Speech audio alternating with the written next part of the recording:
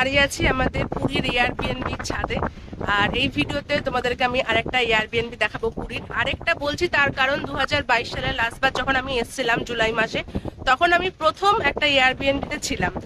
আর তখনকার সঙ্গে এখনকার অনেকটাই পার্থক্য হয়ে গেছে। তখন অতটা এয়ারবিএনবি পুরীতে প্রচলিত ছিল না, অতটা লোক কেউ আসতেও না, থাকতেও না, সংখ্যাও অনেক কম ছিল। তুলনামূলকভাবে এখন অনেক বেশি এয়ারবিএনবি হয়ে গেছে পুরীতে। আর তখন আমি অনেক কম রেটে ছিলাম। তখন আমি যেটা ছিলাম সেটা হলো 1000 টাকা পার নাইট। সেটার একটা ভিডিও আমার অলরেডি করা রয়েছে, কারো যদি লাগে তো দেখে নিতে পারো। আর এইবারে একটু বেশি আছে, আমি রেট অবশ্যই বলবো। আর তার আগে দেখিয়ে দিই আমি যে ছাদটার মধ্যে দাঁড়িয়ে আছে সেটার থেকে দেখো কি সুন্দর একটা ভিউ, মানে পুরো পুরো সমুদ্রটা দেখা যায়। আচ্ছা, আরেকটা কথা, এটা আমি বলে নিই, এটা আমি আগেও বলেছিলাম, এয়ারবিএনবি ইউজুয়ালি একদম মার্কেট এরিয়া বা একদম প্রপার লোকেশনে কিন্তু হয় না। যেমন আমি যদি পুরীকে এক্সাম্পল হিসেবে ধরি, এখানকার যে মেইন এরিয়া সেটা হলো স্বর্গদ্বার। একদম স্বর্গদ্বারের সামনে কিন্তু তুমি যদি এয়ারবিএনবি পাও অনেক কম পাবে। বেশিরভাগ যেটা পাবে সেটা হলো টুয়ার্ডস লাইট হাউসের দিকে, মানে বালিয়াপান্ডার দিকে। আর আগের বার আমি সেখানেই ছিলাম, ওই পাশে একটা এয়ারবিএনবিতেই ছিলাম। আর এবারে আমি রয়েছি টুয়ার্ডস স্টেশনের দিকে। স্টেশন এটা থেকে আই থিঙ্ক 1.8 কিলোমিটার হবে হয়তো। জায়গাটা হলো চক্রতীর্থ রোড। আর এই অ্যাপার্টমেন্টটা হলো লক্ষ্মী নিবাস অ্যাপার্টমেন্ট। তো এটার ব্যাপারে আমি সব তোমাদেরকে ইনফরমেশন দেবো। তার আগে দেখিয়ে দিই আমার পেছনের ভিউটা, কারণ এটা আমার দারুণ লেগেছে। আগেরবার আমি এতটা ক্লোজলি ছিলাম না সমুদ্রের, কিন্তু এবারে অনেক ক্লোজ। আমি এখন ছাদে দাঁড়িয়ে আছি, এখানে কাজ চলছে, কিন্তু এটার থেকে ভিউটা দেখো। হার্ডলি এখান থেকে সমুদ্র পর্যন্ত হেঁটে যেতে 2 থেকে 3 মিনিট লাগে। আমি তোমাদেরকে দেখাবো সমুদ্র থেকে কি করে এই রুমটার, মানে এই হোমস্টেটার দিকে আসবে। আচ্ছা, এই সামনে হলো বিচ, আমরা যাব এই পাশটা দিয়ে।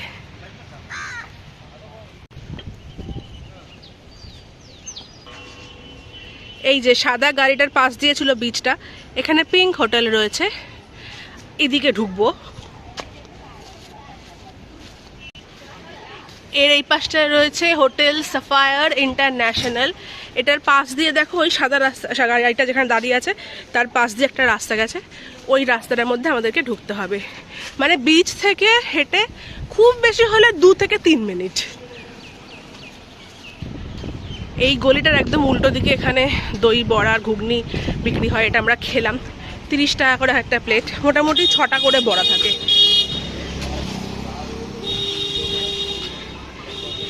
এই গলিটা দিয়ে ঢুকে সেকেন্ড বাড়িটা। ফার্স্ট বাড়িটা হলো এই সাফায়ারের যে রাস্তার বাড়িটা সেটাই, আর তার পাশেরটা হলো আমাদের অ্যাপার্টমেন্টটা। এই যে এটা হলো লক্ষ্মী ভিলাস অ্যাপার্টমেন্ট। একদম বাইরেই অটো ফটো দাঁড়িয়ে থাকে, কোনো প্রবলেম নেই। এখান থেকে আমাদেরকে উঠতে হবে এখন ফার্স্ট ফ্লোরে। আচ্ছা, লিফট কিন্তু নেই এখানে, আমি বলে দিলাম। এমনিও খুব বেশি যে উঁচু সেরকম টাইপের নয়।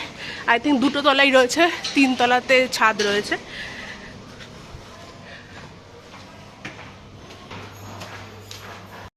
আচ্ছা, এটা হলো আমাদের এয়ারবিএনবির ভেতরটা।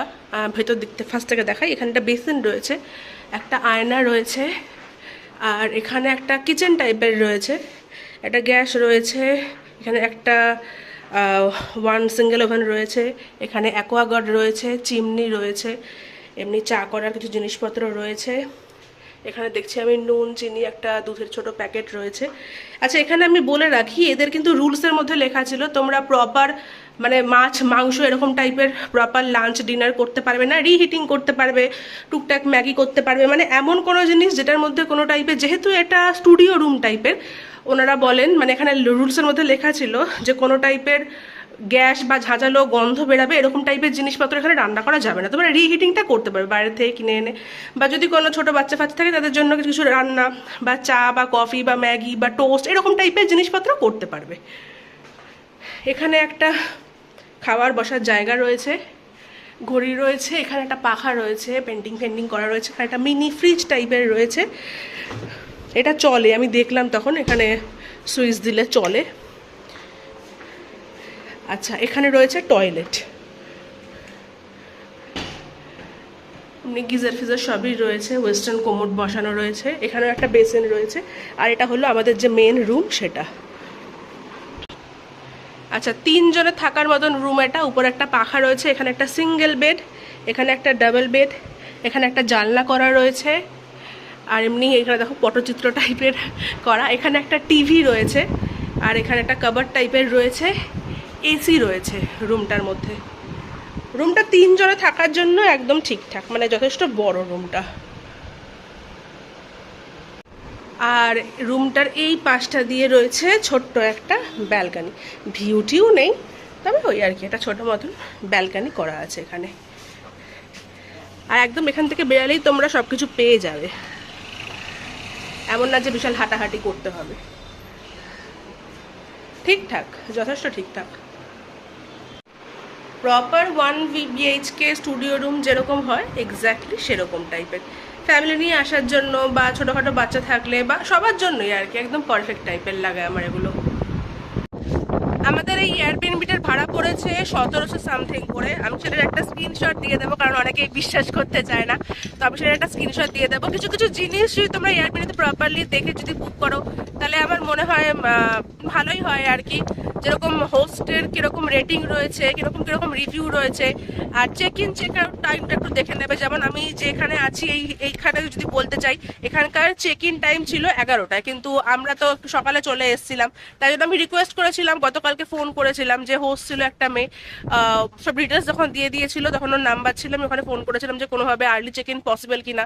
তো আমাদের রুমটা তো বুক ছিল, কিন্তু পাশে একটা স্পেয়ার রুম ছিল, তো সেটা আমাদের 5 ঘন্টার জন্য থাকতে দিয়েছিল, তো সেটার জন্য 500 এক্সট্রা নিয়েছিল। কিন্তু সারা রাত জার্নি করে এসে কতক্ষণই বা বসে দেখা যায়, তো সেই হিসেবে এটা ভালোই অপশন।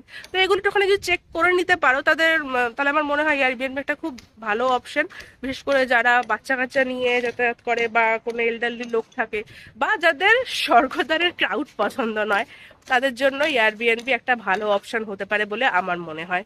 আমরা 3 জন রয়েছি, তো পার হেড সেভাবে দেখতে গেলে আমাদের 3 দিনের জন্য বুক করেছি, সেটাতে পার হেড আমাদের পড়েছে 1600 টাকা করে।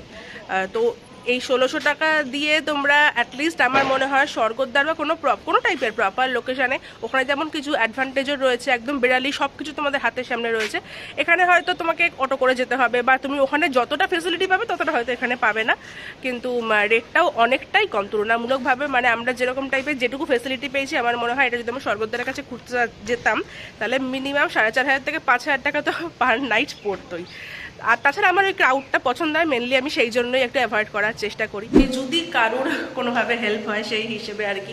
পুরীতে এমনি কোনো প্ল্যান নিয়ে আসিনি, 2-3 দিন আছি, যদি কোনো জায়গা নতুন দেখি বা ভালো জায়গা দেখি বা যদি কোনো ভালো জায়গায় খেতে যাই তাহলে সেটা নিয়ে অন্য কোনো ভিডিও হবে। এই ভিডিওটা শুধুমাত্র এই এয়ারবিএনবিটা নিয়েই ছিল। সবাই তোমরা খুব ভালো থেকো, দেখা হবে অন্য ভিডিওতে, টাটা।